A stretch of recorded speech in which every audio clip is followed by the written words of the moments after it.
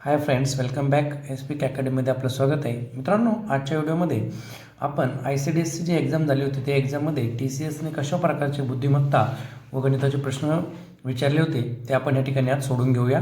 तर मग सुरुवात करूया. पहिला प्रश्न पहा, दिलेल्या मालिकेत प्रश्नचिन्हाच्या जागी काय आले पाहिजे. या ठिकाणी आपल्याला बघा 234, 238, 246, 258, 274 पाहिलं तर आपल्याला दिसतंय की काय झालेलं आहे की प्रत्येक नंबर हा कसा होत गेलेला, वाढत गेलेला आहे. तर आपण यांच्यामधला आधी डिस्टन्स काढून बघू. 4, 8, 12, 16. 4, 8, 12, 16 म्हणजे 4च्या पटीमध्ये काय झालेलं आहे, हा डिस्टन्स वाढत गेलेला आहे. आता 16 आणि 4 20, 4 7 2 9 2 294 हे काय आपलं उत्तर. पुढे जाऊया.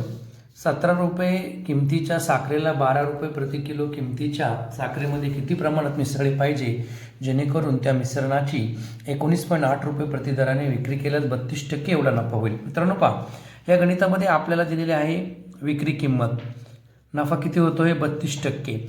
आता या ठिकाणी आपण सर्वप्रथम आधी खरेदी किंमत काढून घेऊया. कशी काढायची बघा.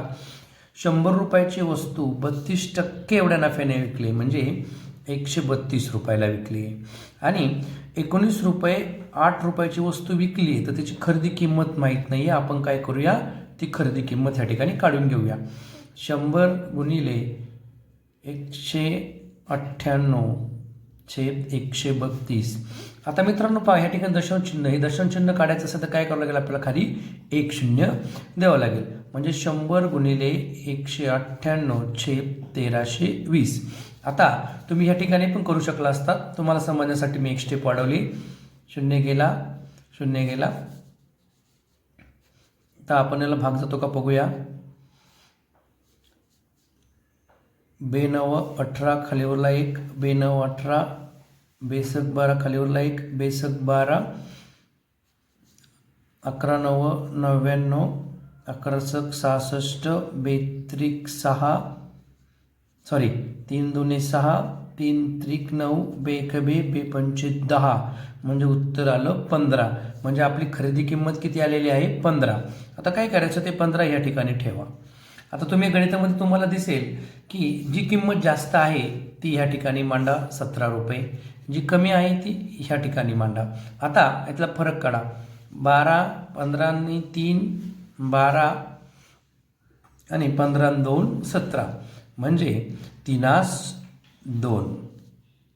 पहा किती प्रमाणात मिसळली पाहिजे, 3/2. पर्याय क्रमांक 1. मित्रांनो, या उदाहरणाचा जास्तीत जास्त सराव करा जेणेकरून काय होईल की तुमचं उत्तर ॲक्युरेट येईल आणि चुकणार नाही. नेक्स्ट, एक बोट पाण्याच्या प्रवाहाच्या दिशेने 16 किलोमीटर 2 तासात जाते. तेच अंतर प्रवाहाच्या विरुद्ध दिशेने जाण्यासाठी तिला 4 तास लागतात. तर संथ पाण्यात बोटीचा वेग किती. आपल्याला काय विचारलेलं आहे, संथ पाण्यात बोटीचा वेग. पहा, 16 किलोमीटर 2 तासात जाते म्हणजे एका तासात किती जाते, 2 8 16 8 किलोमीटर. आणि विरुद्ध दिशेने जाण्यासाठी तिला किती तास लागतात, 4 तास. अंतर काय आहे तेवढंच आहे, भागिले 4 करा, 4 चोक 16. आता संथ पाण्यात बोटीचा वेग विचारलेला आहे ना, मग 8 + 4 छेद 2, 8 आणि 4 12 भागिले 2 बेकबे बेसक 12, 6 किलोमीटर पर आवर. हा काय झाला, तिचा संथ पाण्यातील बोटीचा वेग झाला. पर्याय क्रमांक 2. प्रत्येक परीक्षेला बोटीवर उदाहरण हे येतच आहे.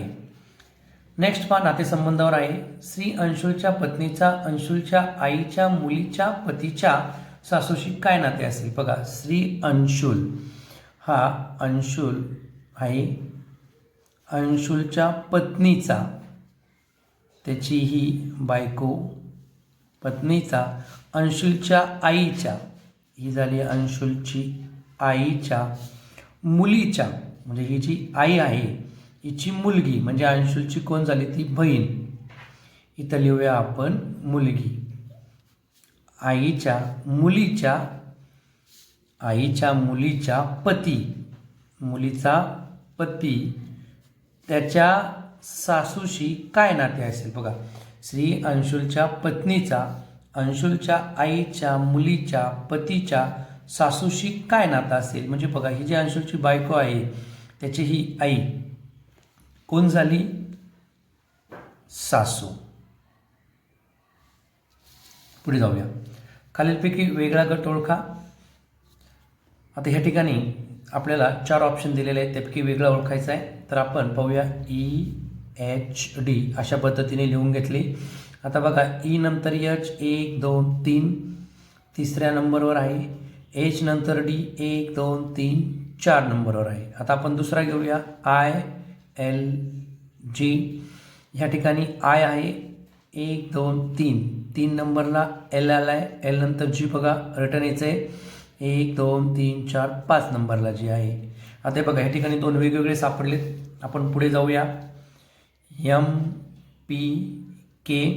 M नंतर P बघा 1 2 3 3 नंबरला आहे, म्हणजे 3 घरं पुढे गेलोय. P नंतर K रिटर्न यायचं आहे 1 2 3 4 5, म्हणजे 5.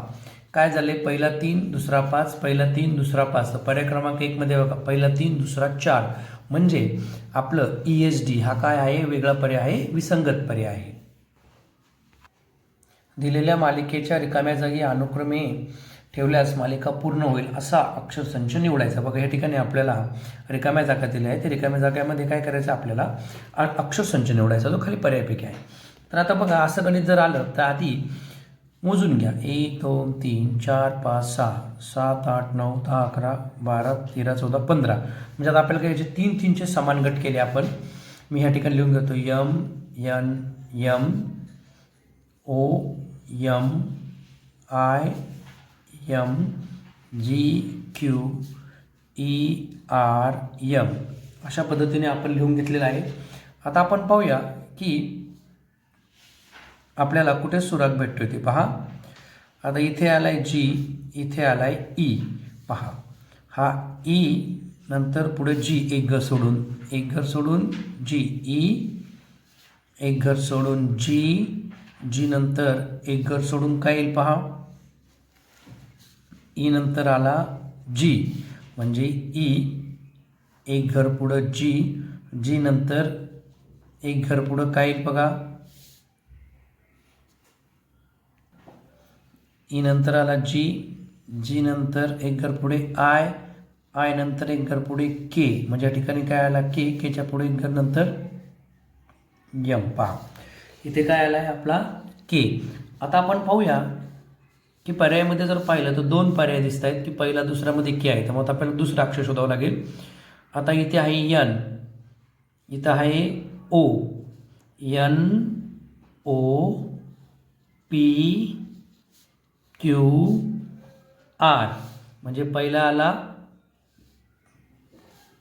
K नंतर आला P, KP. पर्याय क्रमांक 1 आपला बरोबर आहे. आता नंतर बघा M इथं आपण M म्हणजे शेवटी शेवटी काय M अक्षर हे समान आहे, म्हणजे KPM. पर्याय क्रमांक 1 आपलं उत्तर. पुढे पहा, 2/8 2/3 17/26 12/19 यातील सर्वात लहान आणि सर्वात मोठा अपूर्णांकातील फरक किती असेल? आपल्याला पहा, लहान आणि मोठा अपूर्णांक शोधायचा, नंतर त्याच्यातला फरक शोधायचा आहे. हा प्रश्न नेहमी परीक्षेला विचारला जातो. आपण एक सोप्या ट्रिकने ते बघूया.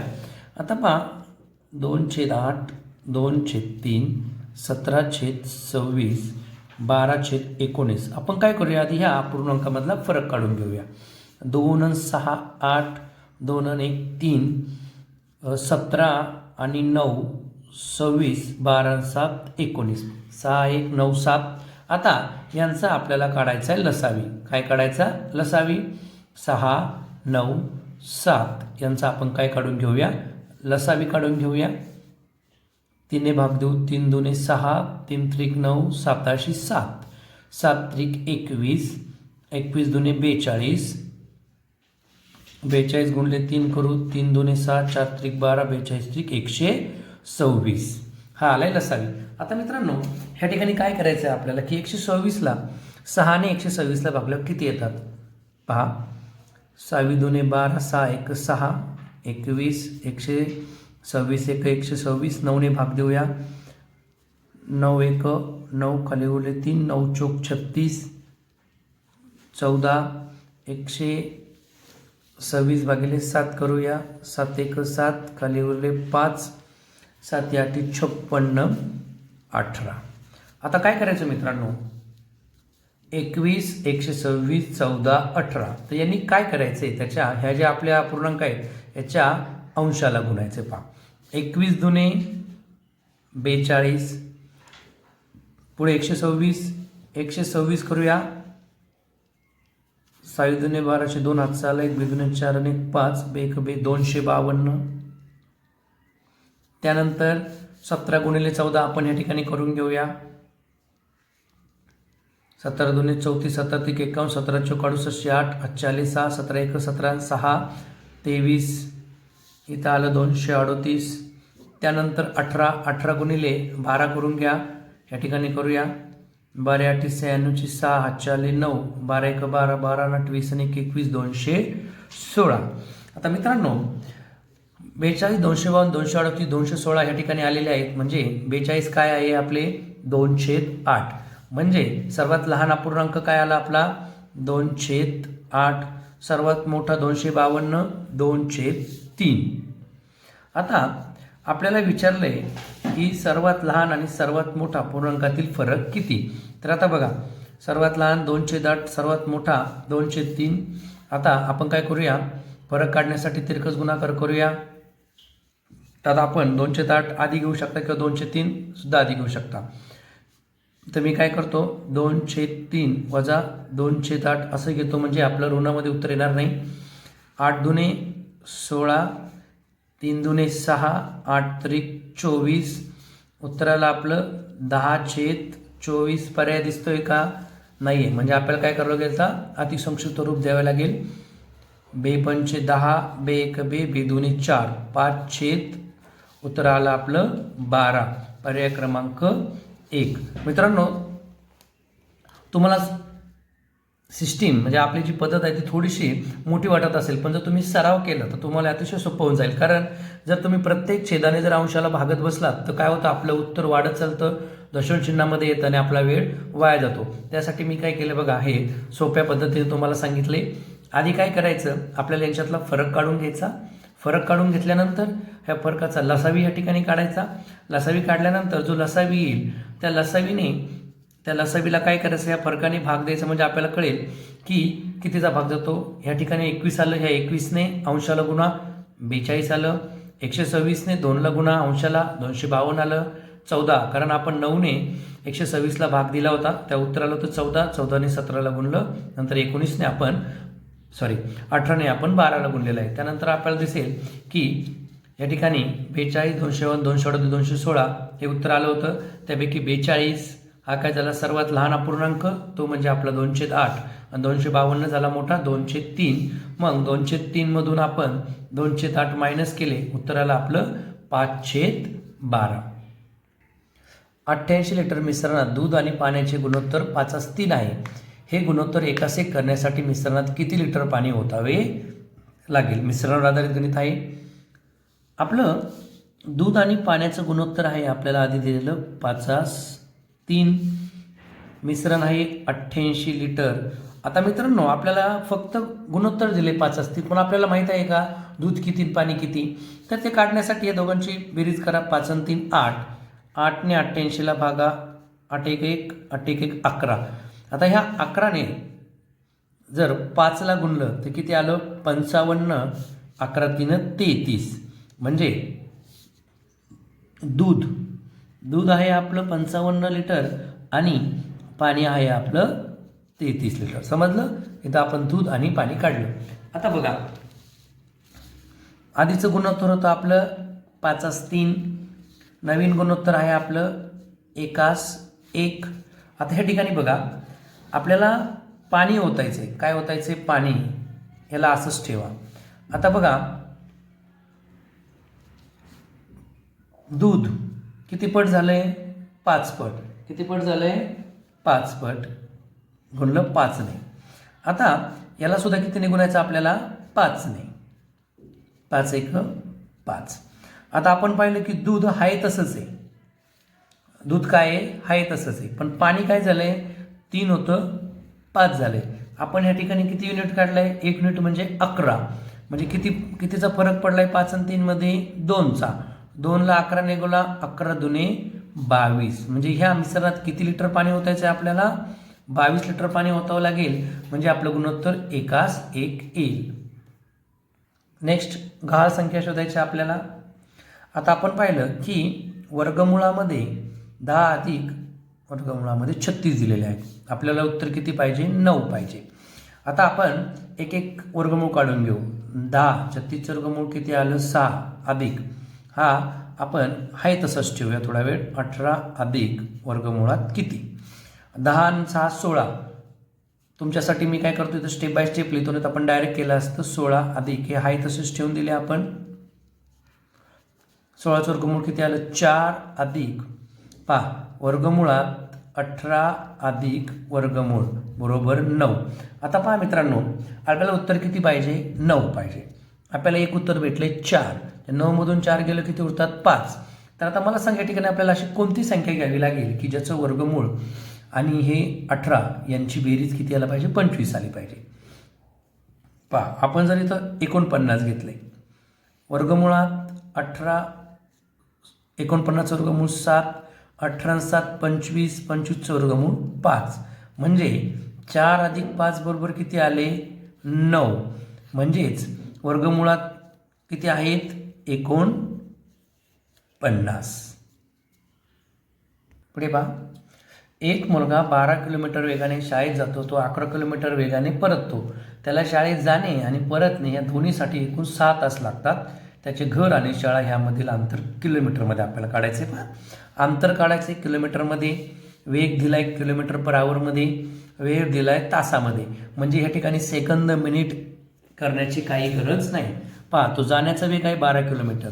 आपल्याला काढायचे अंतर आपण डी घेऊया. अंतर काय मानू? डी. जाण्याचा वेग होता d/12. अधिक करूया कारण आपल्याला जायचंय यायचंय. नंतर येण्याचा वेग किती आहे? 11. त्याला किती तास लागले? 6 तास लागले. समजला? आता तिरकस गुणाकार करूया. 11d अधिक 12d छेद 12 गुणिले 11 बरोबर 6. 11d अधिक 12d किती झाले? 23d बरोबर 12 गुणिले 11 गुणाकार करून घेऊया. 11 दुने 22, 2 हातच्याले 2, 11 11 आणि 13. 132/6. आता मित्रांनो 132 इकडं भागिले आहे, या साईडला आल्यावर काय झाले? गुणिले.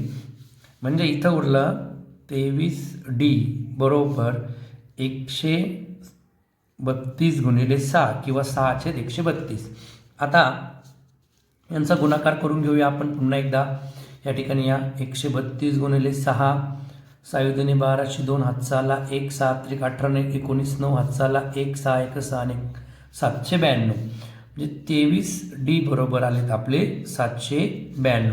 आता मित्रांनो 23d म्हणजे 23 गुणिले d. 23 इकडे गुणिले, इकडे काय झाले? भागिले.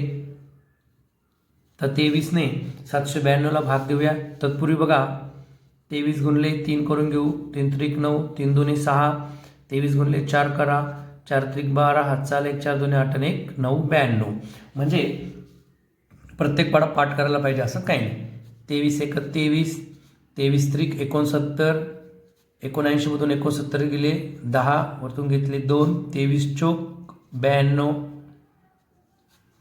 0 उत्तराला आपलं 10.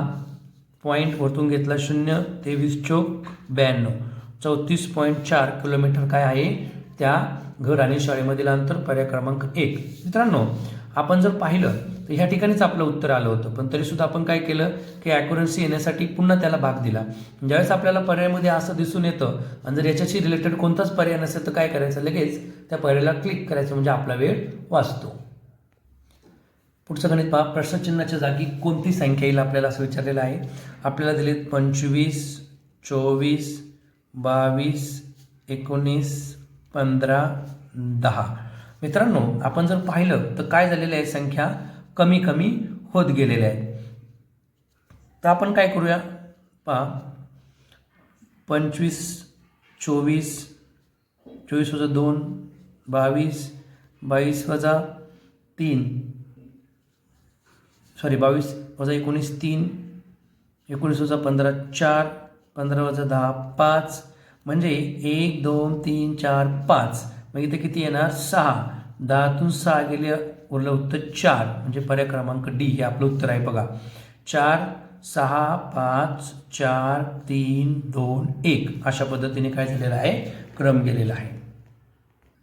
आजच्या व्हिडिओमधलं शेवटचं गणित पाहूया. एका दुकानदाराने 6 एकसारखे दिसणारे मोबाईल फोन 78,000ला खरेदी केलीत आणि त्यातील 2 मोबाईल फोन त्यांनी 78,000 रुपयाला विकले.